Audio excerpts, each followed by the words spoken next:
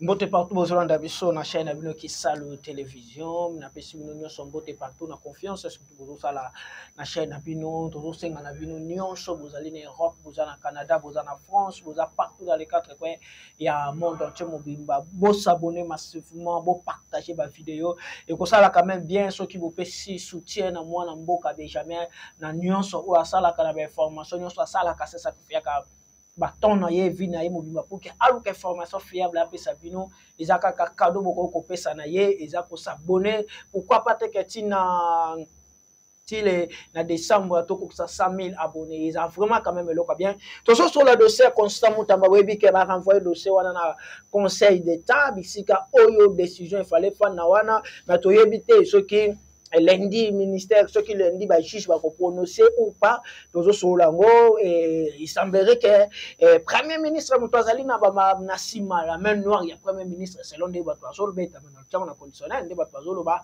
tozo réfléchir nango tozo bela pe et sengeli ba congolais ba ke lokutana na conférence moko na Afrique du Sud au ancien président ya Afrique du Sud aza organisé wana mais to que déjà que no ba congolais ba okende gouvernement ekende selon porte-parole ya gouvernement mais Vital Kamerhe azali na Afrique du Sud tozo solango et sortie médiatique il y a secrétaire général à IDPS yango wana to yambeli bino Neville Kalala o azali membre de l'IDPS boni santé boni IDPS ah merci santé zali bien ngolo ya Nzambe Zambazo ko batela. Alors, parti bien, parti évolue très bien, dirigé par le secrétaire général Augustin Kabouya, Otobenga Kamwana Bouté du chef. Je pense que le parti fonctionne très bien et puis, on a dit que tout au long de l'émission, comme un peu cocotte un peu dans Mozino. C'est tout quand on a na ibande. Ça problème te moi. Malgré que moi dans les mois passe na média, mais toujours quand moi actualité. Tout le monde sorti médiatique. Il y a secrétaire Nabino Kabouya, autre ça sorti médiatique et pas confrère Nabino Israël et Motombo. D'abord, nous avons retenu des points. À l'objet, Premier ministre, Madame Judith Titoulouka Batounié, a envoyé des presse depuis quand? À l'objet, quand attend au pouvoir, cela veut dire en 2019. Et Batounié, sans bilan, à l'objet, bilan, et ça y est, des presse à une majorité. Il y a deux points non. Vous êtes satisfait dans comment on a sorti médiatique? Il y a CG Kabouya. Ok, je suis vraiment très satisfait de la sortie médiatique. Il y a le secrétaire général Augustin Kabouya. Le problème est que nous sommes dans un pays où Bato balingi ko se faire ba expert na matière nyonso. Bato balingi ko argumenter, bato balingi ko ba commentaire na ndenge na bango, c'est tout à fait normal parce que nous sommes en démocratie. Toute personne a libre ya ko y mettre avis na ye. Ndenge nga moko pe Neville Kalala, ya ko meka un peu ko partager na yo pe avis na nga parce que to ko banana nous makambo o etali ya bilan ya secrétaire général Augustin Kabouya o azali ko kamba parti to bengi UDPS bar Tshisekedi. Secrétaire général dit que bilan na ezali largement positif. Moi je suis tout à fait d'accord parce que pourquoi aujourd'hui UDPS ezali majoritaire. Bato bazali ko confondre parti politique na ba entreprise publique. Parti politique ezali ministère te, ezali entreprise publique te. Parti politique est un objectif nango. Objectif d'un parti politique ezali conquérir le pouvoir et le conserver le plus longtemps possible.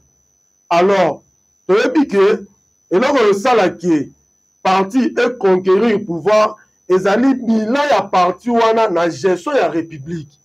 Tout le monde que je suis en République, il y a mon amboka Félix Antoine Tshisekedi Tshilombo, ils allaient très bien aux populations congolaises, bazali ko sepela na l'IDPS. Donc on appelle la IDPS, mais président Azali Monta IDPS, nazo évolué. Président Azali na famille politique na Azali IDPS. Ayaka ba réunion IDPS. Oui, c'est tout à fait normal. On parle de Kabouya comme président.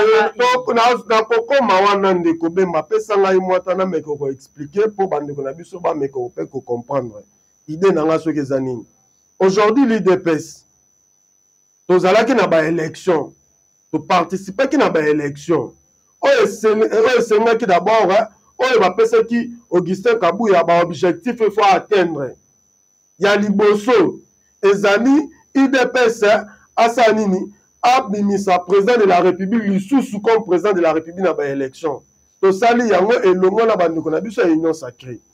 Deuxième chose, il fallait qu'il y ait une majorité parlementaire pour permettre que l'IDPS ait arraché poste à premier ministre. Ils allaient comme maman, na maman na biso to bengi maman Judith Tumino Tuluka. Maintenant, ce que vous avez IDPS est couffé na problème nini. Toi tu commandes ndeko Jacquemin akenda ki bandulu. To moni carton plein. Ils allaient IDPS, ce que vous avez IDPS est couffé sur quel plan? Parce que oui, après ces majorités. Après ces majorités, on va permettre que l'IDPS soit un ministre et belé dans le gouvernement. C'est là. Bilan Kabou, il y a eu le besoin de sa majorité. Kabou, il y a eu. N'a posé aucune question simple. Non, dans le but que Bilan a parmi les points à Bilan, il y a Bongisi na place. Il y a Bongisi na place. Selon les membres de l'IDPS. Non, les membres de l'IDPS. Ils ont prouvé que les membres de l'IDPS. Pour ça, le nom IDPS? Oui, non. Pour être membre de l'UDPS d'abord, UDPS, c'est pour nos côtes, il faut qu'il y ait une cellule. IDPS adhésion et ça, les marins dans cellule, on va repérer ça, fiche moko ko remplir, on va une fiche d'adhésion. On a une cellule, on a une cellule, et ça la machine sans fil D. Oh yo, une fiche d'adhésion. Et je remplis ma fiche d'adhésion. Je participe à la cellule, je participe à la réunion en section, je participe à la réunion en fédération, je participe même à la matinée politique. C'est là ce qu'on avait dit du Bakou. Beta. Ngaï, on journaliste. Ouais. Ce n'est pas pour le na TV, et c'est comme si un journaliste. Okay. Ce n'est pas sur la télé, même policier, à l'objet d'un journaliste, et ça n'a été qu'un journaliste dans le banc à TV. Na ko brandir. Ils ont carte dans la presse, autocarte à INPC, na brandir ya moto ba moni carte. Même en tant que lobby te que na journaliste, son a teka carte ba tangi ba tikinga. Mais pour que le lot soit tout ni membre à PPRD, aux membre à PPRD au bimselanga carte. Na que même na ba structure na bino, na tout ni même force du progrès le lot oyo monsieur la pesi bango ba carte. Mais comment l'UDPS jusqu'à présent même na yemo ko secrétaire Kabou ya za na carte c'est selon ning to. Très bien. Opposer question moi kitoko. Parce que tu as la comparaison à parti politique UDPS na PPRD. Les lots PPRD ou PSK maman na bango ba carte, les lots PPRD zawad. PPRD Koufi. S'il te plaît. Procédure pour nos carte c'est toute une procédure. Le parti a une département to ben na département et organisation. Et zali la procédure bazali ko sala. Pendant 6 ans, papa,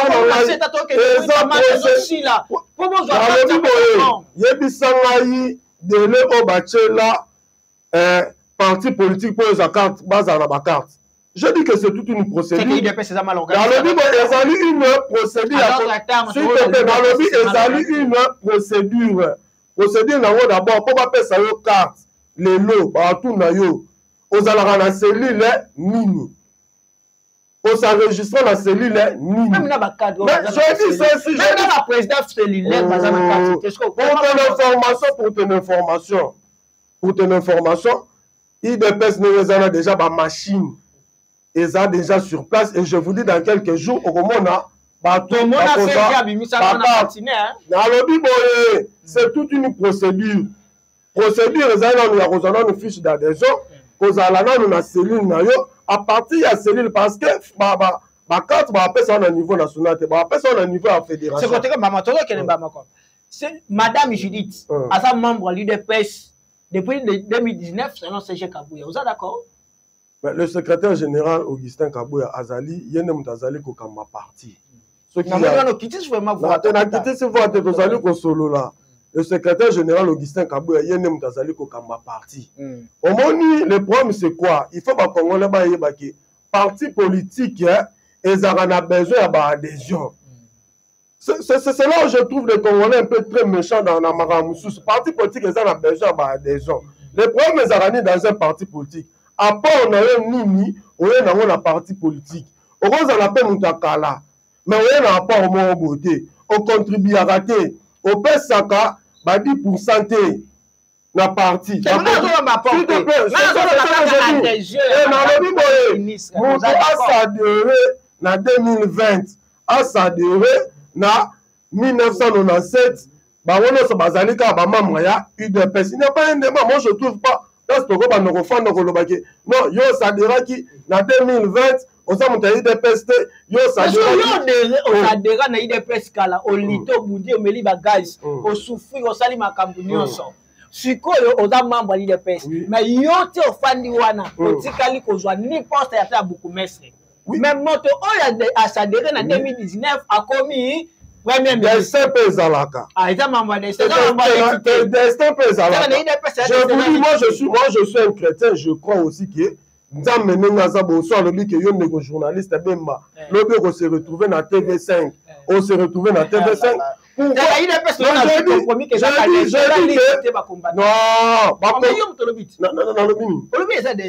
c'est ça que je dis na bi que destin peut zalaka eza combat eza litité oui mais je dis tout à fait et cause à tout monde yango pe parmi ba disciples Nzambe mo ba misupe batambo na Nzambe suka na ngo pe Nzambe pa cha mo panzi Judas akenda lifilo. To metela biso dossier ya Constant Mutamba. Pour marabozo kene biso mamusu. Constant Mutamba azalo na justice. Bato belé baza ko accuser premier ministre. Balobi que premier ministre Mutamba meno wa premier ministre za na sima wana. Pendant que le banda le jour où Constant Mutamba lobi nazo ka sola détournement na présence à premier ministre. Vrai ou faux? Ah. Oui, Constant Mutamba Zali, ministre ya justice. Ancien ministre. Ancien ministre de justice, ok, très bien. Premier ministre Azalaki Mokondinaye ya gouvernement. Et puis, nulle part au Komona, te Mouta me mélano preuve que premier ministre Moutasali que Maramo qui n'est la justice te.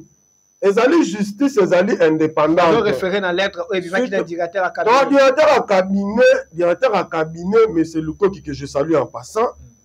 À 5 qui quand de Komutamba aïla eba élément. Aussi le temps qu'il a procédé déjà 10 jours déjà. Je dis ceci à 5 qui aïla eba élément où ezali pour prouver que procédure y a marché à gré et que naki na procédure normale.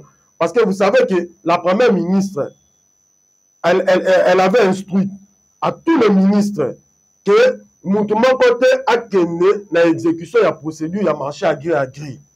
Et puis quand on est comme Tamba a sali yango. A combien le premier ministre? Oui, a combien le premier ministre c'est tout à fait. A combien le premier ministre Premier ministre comment Tozali na média, Yozali journaliste d'investigation. Quand vous avez il faut bailler la réalité à Makamba. C'est le directeur de la première ministre Nemutu a interpellé qui ministre Constant Mutamba a élaé élément.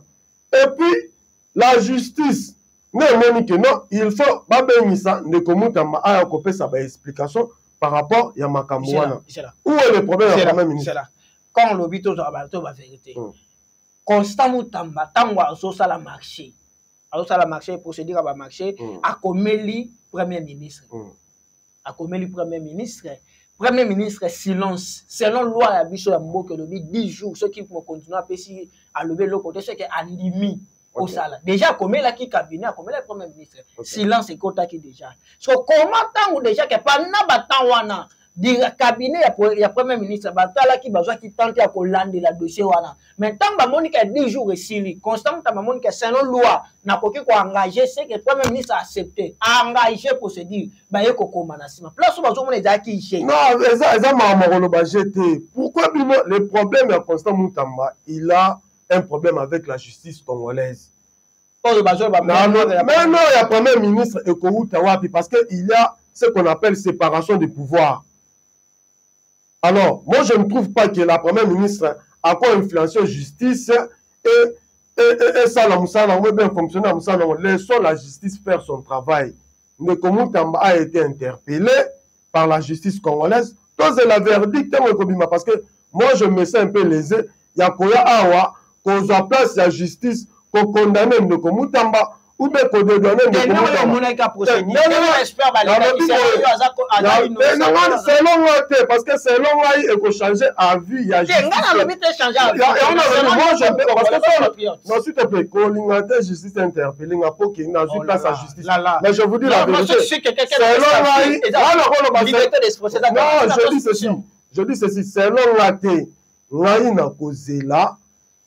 justice et ça la musala nango. Si Ndeko Mutamba, parce que nous connaissons aussi la justice, nous connaissons le président de la République avait même martelé sur ça. Il a dit que la justice est un peu justice moins malade. Mais, ngai na koloba boye. Au moins, ba grand homme, ba kota prison. Au moins, il est na lobi boye, caméra, ba grand homme. Qu'est-ce que ba caméra? Tu sais qui? Ah. Na lobi boye, non nazali koloba, tika wana loba. Na lobi yosko on compare tu sais qui na caméra parce que lorsqu'on parle de grand homme, on voit de Mandela. De Nelson Mandela, wana c'est loyo. Ah, c'est loyo. On voit de Nelson Mandela, des grands hommes baleka na prison. Pe baleka d'une manière injuste. On dit ba côté d'une manière injuste na prison. Kobima na bango ba koma ba président de la République, ba koma ba grand leader ya monde.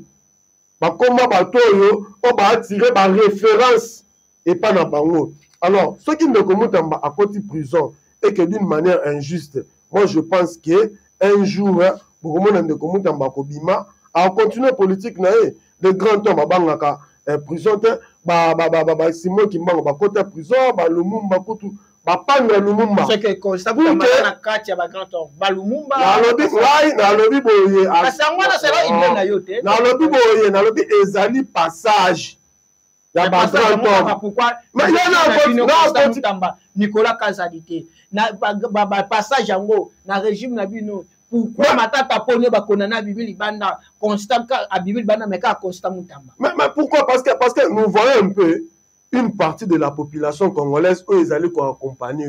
C'est qu'on sent déjà qu'il prétend être un leader un jour. Alors, quand on prétend qu'on est un leader un jour, il faut s'attendre à tout. Parce que vous allez acteurs politiques. Acteurs politiques, il faut s'attendre à la loi. Il faut s'attendre.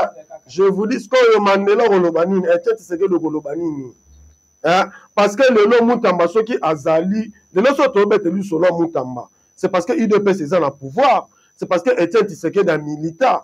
Il a milité pour que l'UDPS aujourd'hui soit dans le pouvoir, et puis pour que le président de la République, na vision naïe, on a amené que non, il faut quand même qu'on tape les jeunes, poste la responsabilité. Il a vu que non, il faut attendre Mutamba.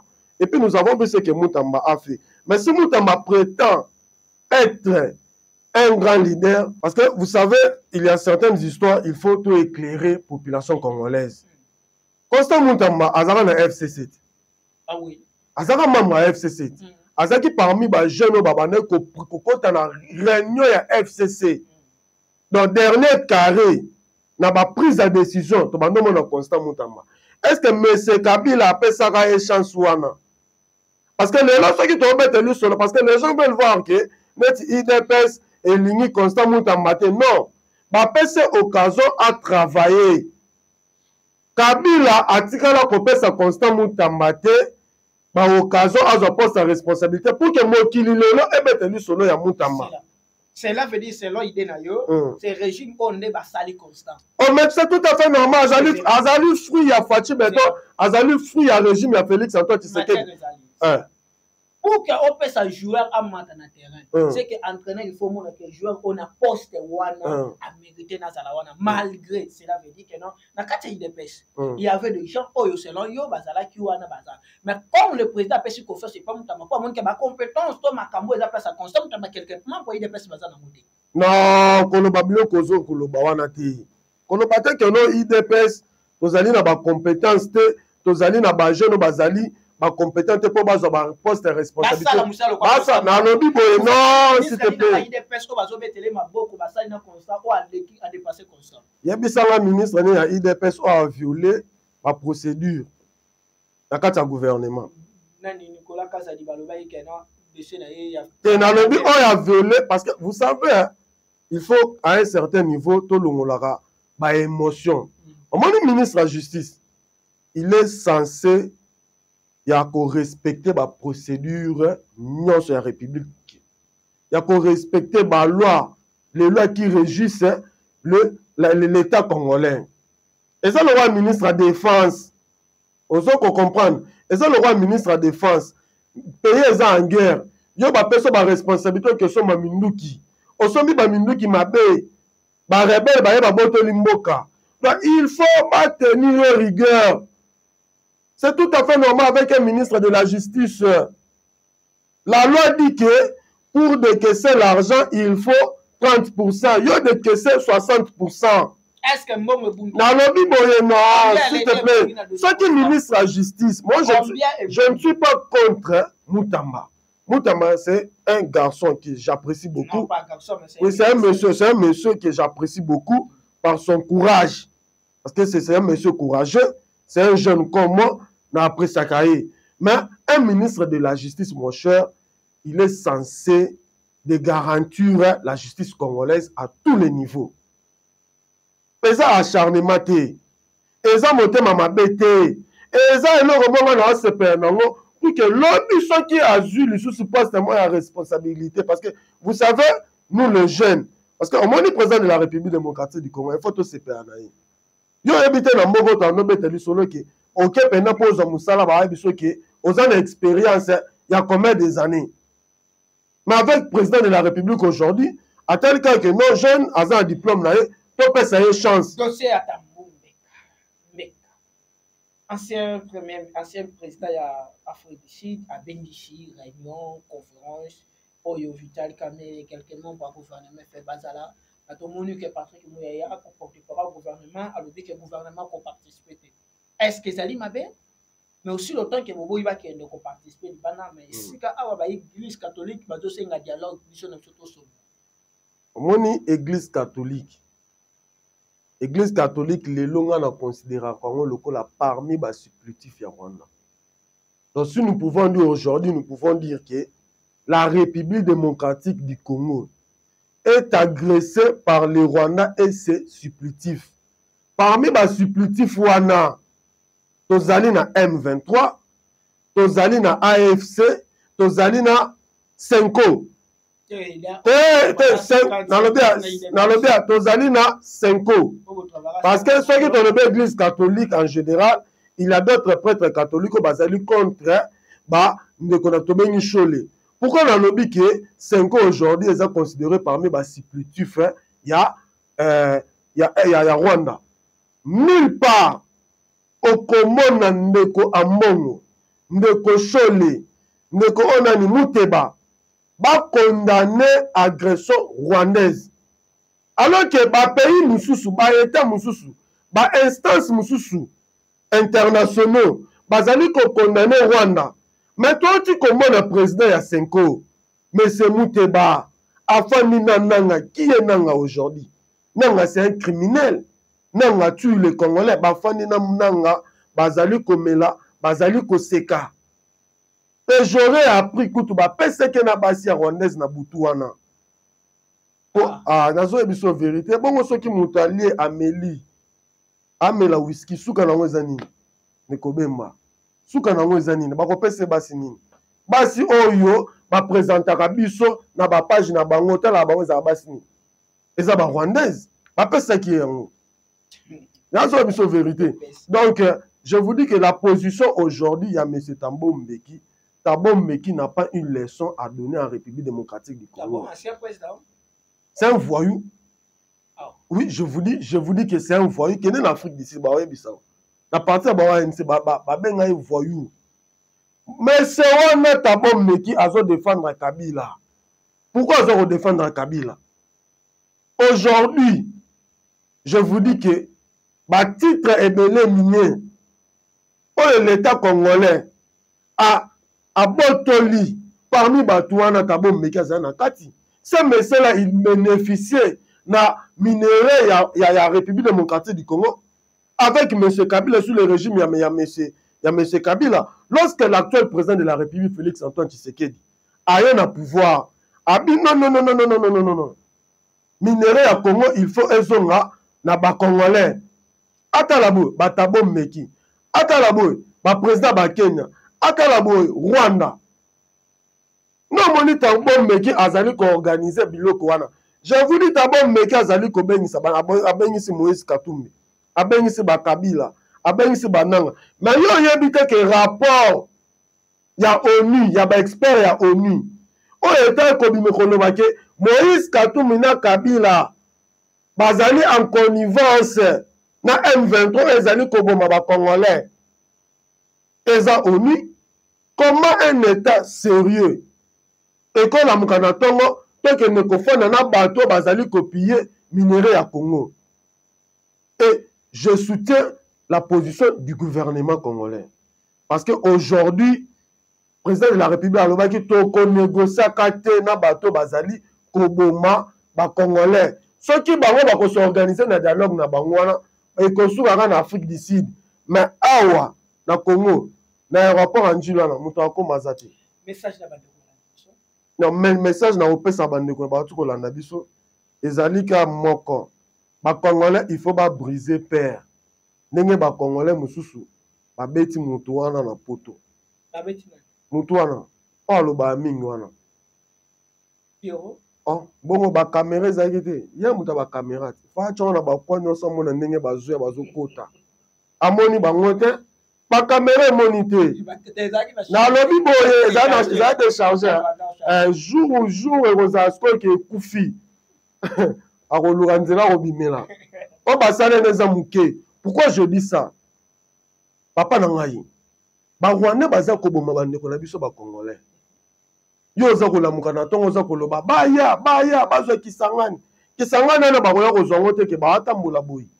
Bakoya bazoboma banani. Bazali koboma ba Congolais. Ndeko Pero oyo moni wana okomona onya wa monaka na Mali. Merci beaucoup. Mali na Mali. Ah. Bachono mingi. Okopona zo za direct. Bachono mingi na bandeko tu bala biso bo s'abonner massivement, bo partager ba vidéo, bo tcha ba commentaire que mon ani lobby to za juste na même. Merci beaucoup.